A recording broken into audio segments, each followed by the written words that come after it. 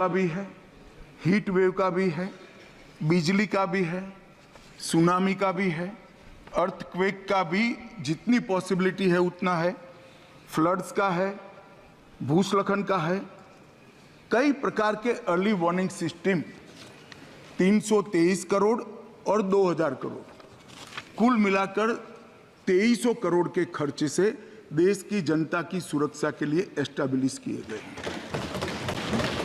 फिर बशीर साहब ने कहा तो क्या हुआ? मान्यवर, जब तक हम डिजास्टर मैनेजमेंट का सवाल है और लोगों को बचाने का सवाल है, मैं कह सकता हूं 2014 के पहले इस देश में आपदा का रिस्पॉन्स करने का एक ही तरीका था, एक ही डायमेंशन था, वो बचाव का, मतलब रिलीफ एंड रिहेबिलिटेशन। आपदा आने के बाद सबको मदद करो और पुनर्वसन करो।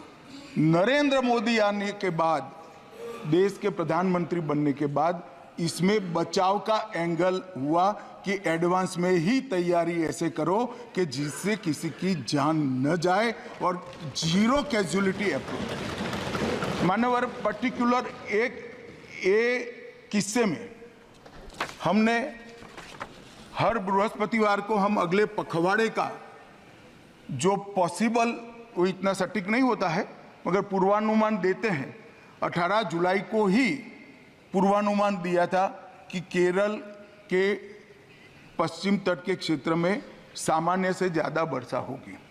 फिर 25 जुलाई को उसको स्पेसिफिक कर भारी वर्षा होगी, बहुत भारी वर्षा होगी ये कहा, और फिर 23 जुलाई को अति भारी वर्षा होगी, 20 mm से ज़्यादा वर्षा होगी ये भी कहा, और इससे भी ज़्यादा हो सकती है।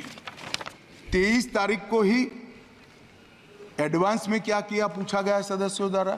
23 तारीख को ही हमने 8 NDRF के पूरे दल वहां पर भेज दिए गए। मान्यवर, क्योंकि हमें मालूम था कि 23 तारीख को 30 तारीख के आसपास भूस्खलन होगा या बाढ़ आएगी या बारिश ज़्यादा होगी तो ज़रूरत पड़ सकती है।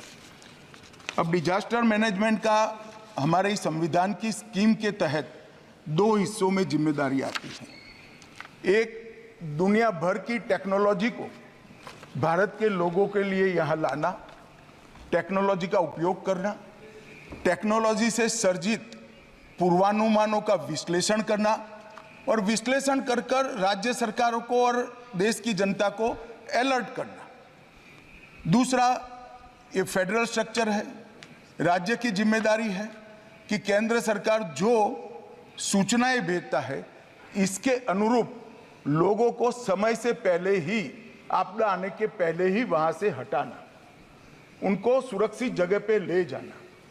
और मान्यवर, मैं कई राज्यों ने ऐसा सफलतापूर्वक करा है।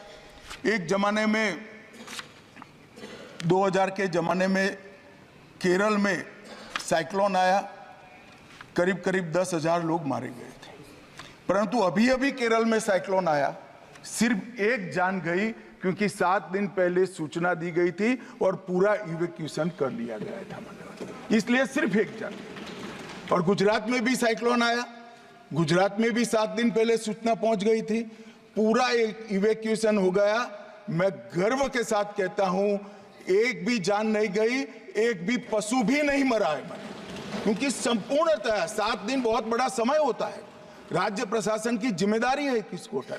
मैं कोई किसी पे दोष मढ़ना नहीं चाहता, मैं ये प्रश्न खड़े कर रहे हैं और उनको ऐसा है कि केंद्र सरकार को घेर रहेंगे, इसलिए मैं थोड़ी स्पष्टता कर रहा हूं मान्यवर।